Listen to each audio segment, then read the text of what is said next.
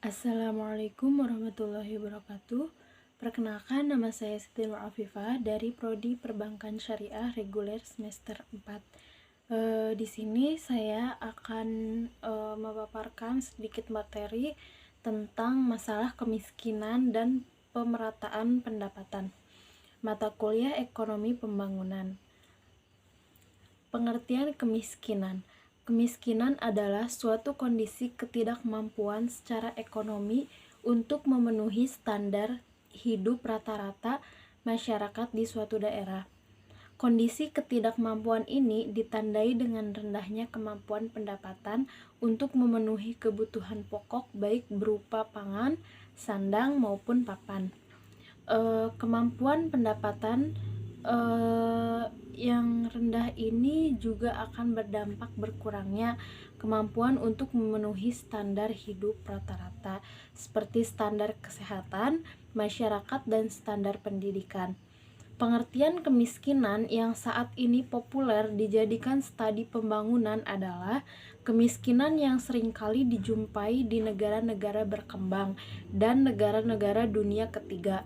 Persoalan kemiskinan masyarakat di negara-negara ini tidak hanya sekadar bentuk ketidakmampuan pendapatan, akan tetapi telah meluas pada bentuk ketidakberdayaan secara sosial maupun politik. Selanjutnya, definisi kemiskinan secara umum. Definisi mengenai kemiskinan dibentuk berdasarkan identifikasi dan pengukuran terhadap sekelompok masyarakat atau golongan yang selanjutnya disebut miskin. Pada umumnya, setiap negara, termasuk Indonesia, memiliki sendiri definisi seseorang atau suatu masyarakat dikategorikan miskin.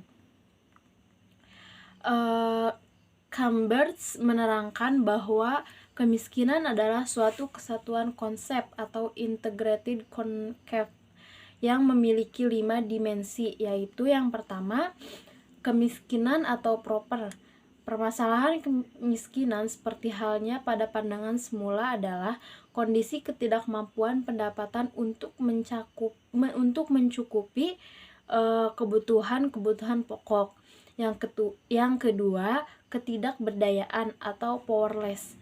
Pada umumnya, rendahnya kemampuan pendapatan akan berdampak pada kekuatan sosial atau social power dari seorang atau sekelompok orang, terutama dalam memperoleh keadilan ataupun persamaan hak untuk mendapatkan penghidupan yang layak bagi kemanusiaan. Selanjutnya, yang ketiga, kerentanan menghadapi situasi darurat atau state of emergency. Seseorang atau sekelompok orang yang disebut miskin tidak memiliki atau kemampuan untuk menghadapi situasi yang tidak terduga, di mana situasi ini membutuhkan alokasi pendapatan untuk menyelesaikannya. Yang keempat, ketergantungan atau dependensi. Keterbatasan kemampuan pendapatan ataupun kekuatan sosial dari seseorang atau sekelompok yang disebut miskin tadi menyebabkan tingkat ketergantungan terhadap pihak lain adalah sangat tinggi. Yang kelima, yang terakhir, keterasingan atau isolation. Dimensi keterasingan seperti yang dimaksudkan oleh Chambers adalah faktor lokasi yang menyebabkan seseorang atau sekelompok orang menjadi miskin.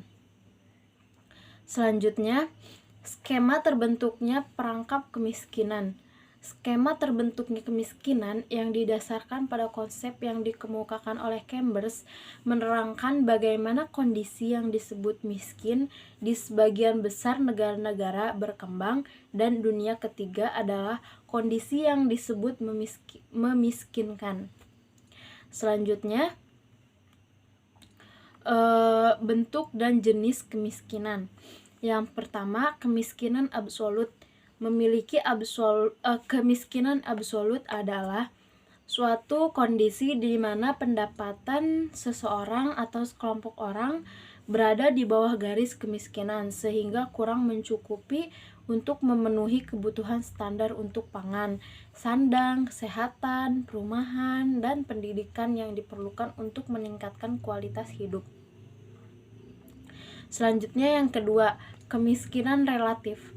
Kemiskinan relatif diartikan sebagai bentuk kemiskinan yang terjadi karena adanya pengaruh kebijakan pembangunan yang belum menjangkau ke seluruh lapisan masyarakat, sehingga menyebabkan adanya ketimpangan pendapatan atau ketimpangan standar kesejahteraan. Yang ketiga, kemiskinan kultural. Kemiskinan kultural adalah bentuk kemiskinan yang terjadi sebagai akibat adanya sikap dan kebiasaan seseorang atau masyarakat yang umumnya berasal dari budaya atau adat istiadat yang relatif tidak mau untuk memperbaiki taraf hidup dengan tata cara modern. Yang keempat, kemiskinan struktural. Kemiskinan struktural adalah bentuk kemiskinan yang disebabkan karena rendahnya akses terhadap sumber daya yang pada umumnya terjadi pada suatu tatanan sosial, budaya, ataupun sosial politik yang kurang mendukung adanya pembebasan kemiskinan. Yang selanjutnya, faktor-faktor yang mempengaruhi jumlah penduduk miskin. Yang pertama faktornya yaitu produk domestik regional bruto atau PDRB per kapita. Yang kedua, pengeluaran pemerintahan untuk pembangunan. Yang ketiga, angka melek huruf atau AMH. Yang keempat, jumlah penduduk yang tidak mendapatkan akses air bersih atau RPA. Selanjutnya yang terakhir yaitu jumlah penduduk yang tidak mendapatkan akses fasilitas kesehatan. Mungkin sekian pemaparan materi yang bisa saya sampaikan. Kurang lebihnya mohon maaf. Wallahul muwaffiq ila aqwamit thoriq. Wassalamualaikum warahmatullahi wabarakatuh.